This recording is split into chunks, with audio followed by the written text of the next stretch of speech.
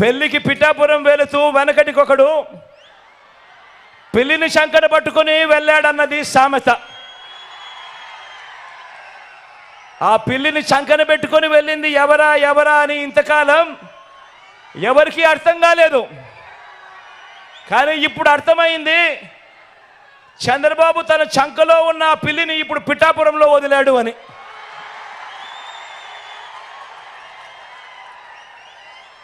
ఇది గాజు glass party పరిస్థితి.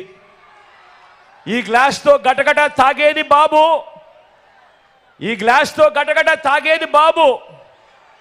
దాన్ని తోమి తుడిచి మళ్ళీ బాబుకు అందించేది